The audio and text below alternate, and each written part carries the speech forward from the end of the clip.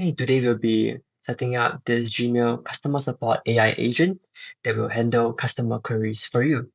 If you would like to download this free AI agent template, the link is down in the video description. So without further ado, let's jump into the demo.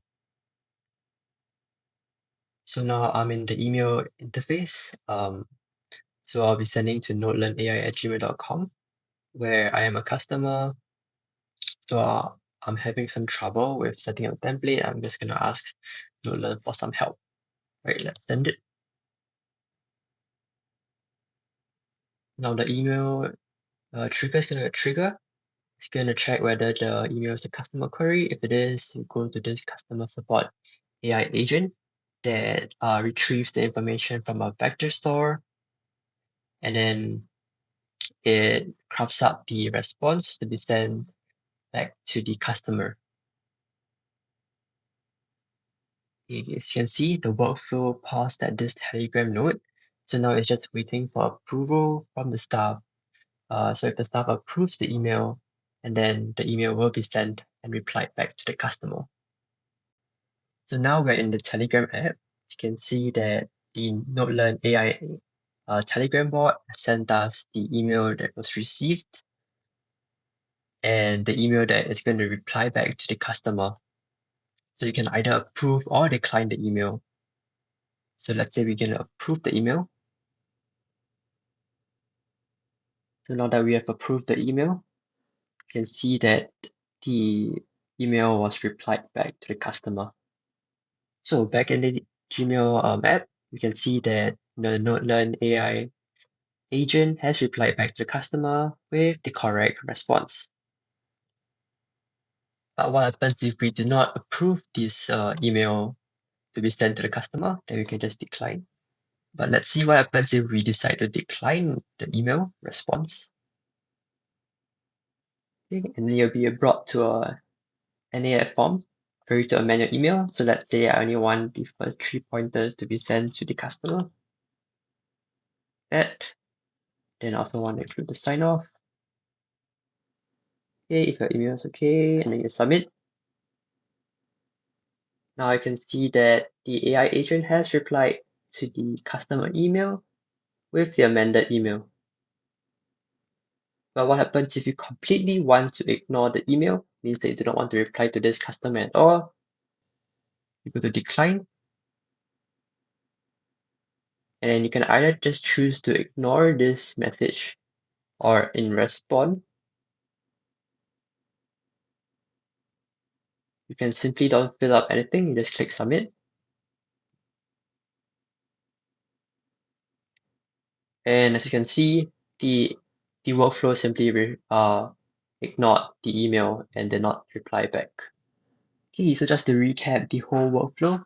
So what we're trying to do here is that we're trying to upload all the information about your company into a vector store so that the AI agent can retrieve information from this vector store to respond back to the customer. So in the first part of the workflow, you see the this AI agent right here just filters out the emails that are not customer queries.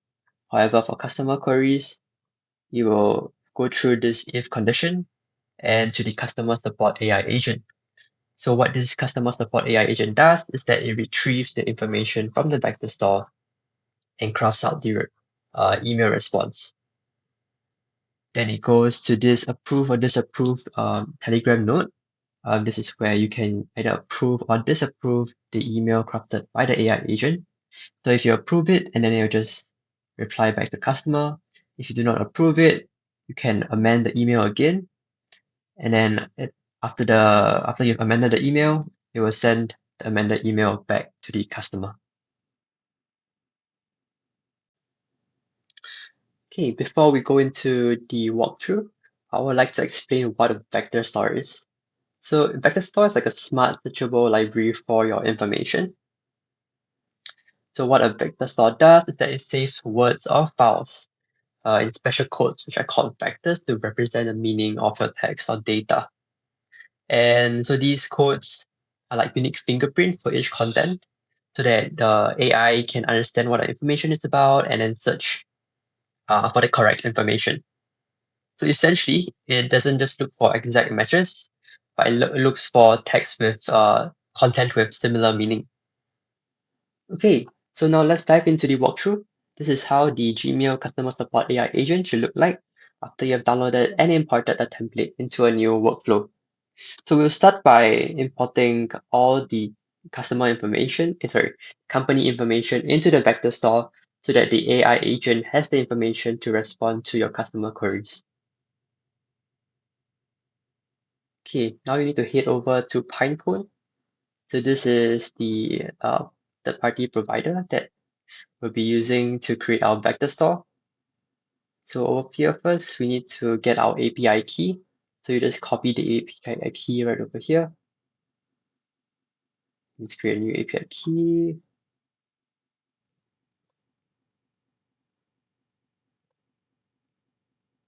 Okay, we'll copy this. Now we go back to our flow. Now we'll go back to our flow. So in this upload information to vector store workflow, you'll see this Pinecone vector store.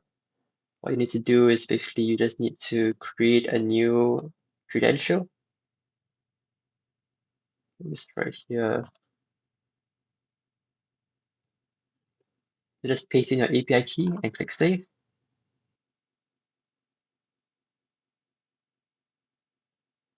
Okay, so after that, you have to rename your namespace. So like the namespace is like the folder. You can think of it as like the folder to store this particular batch of information. Since I'm going to create a customer support agent for NodeLearn, we'll call it NodeLearn Customer Support. Okay. Okay, going back to Pinecone, we now need to create our own index. So create an index. I'm gonna call it NodeLearn Info. I'm gonna choose text embedding 3 small since it's the most cost effective. Okay, now we're gonna create the index.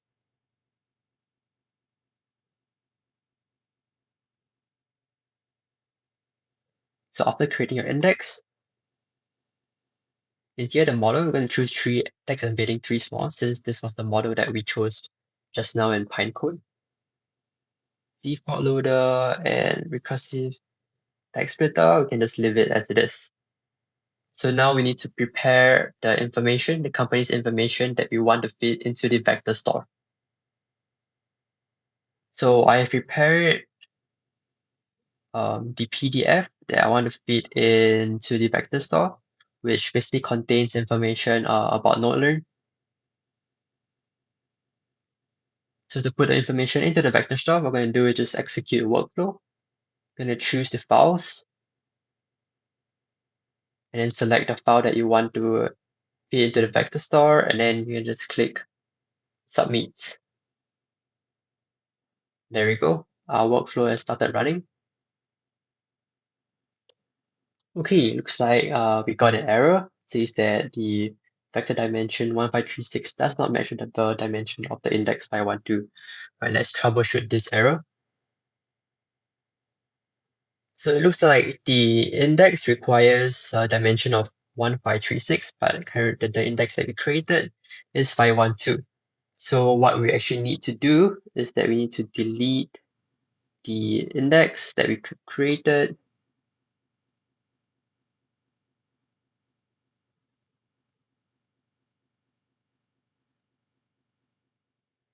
Okay, and we're just going to create a new one.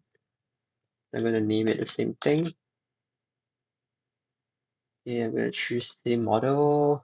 And under here, dimensions, we're going to choose 1536. So if you do get this error, just make sure to change the dimension to the correct one based on the dimension that your vector store requires. Okay, and then we're just going to create the index.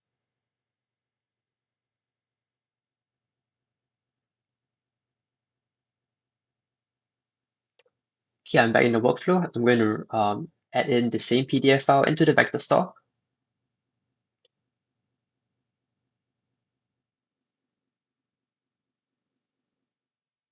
Now we can see that the workflow has ran successfully.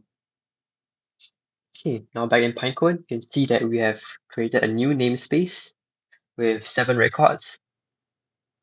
um, Pinecone takes a while to refresh, so don't worry if you don't see anything in your Pinecone straight away. Okay, after you have done with setting up the vector store, what you have need to do is to connect to your email credential. So you can connect it to the email that you want to receive the emails from. And we also need to connect to our ChatGPT OpenAI credentials.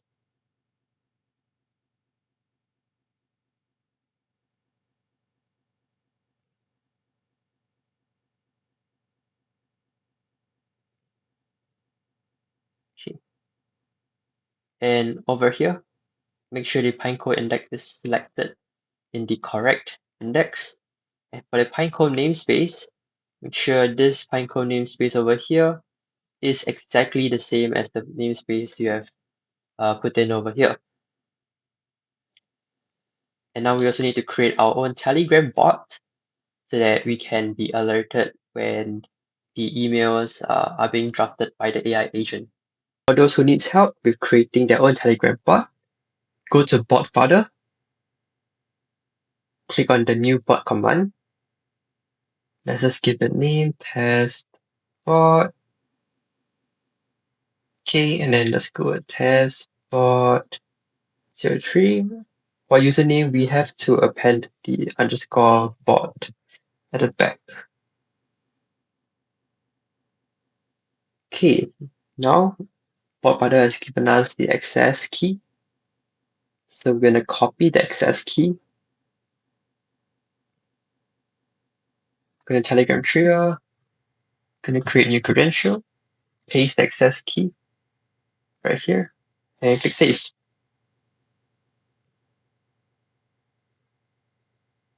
Okay, now we have created the Telegram credential. We're going to go to this link here and we're going to start the bot. Right, your bot's all set up. Okay, after you have created your own Telegram bot, what you still need to do is get your Telegram ID. So Telegram ID is like your contact number, but in Telegram.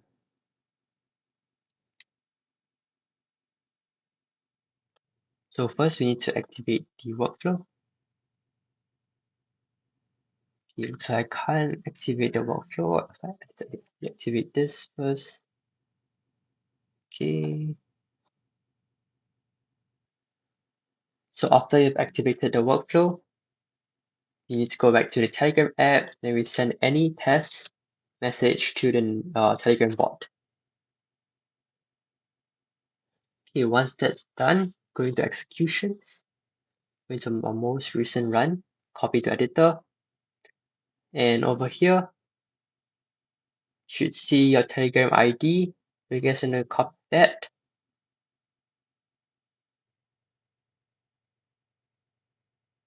And then we're going to go into the chat ID right over here. Just gonna delete and then I'm gonna paste in Telegram ID. Here as well, chat ID, delete and paste it.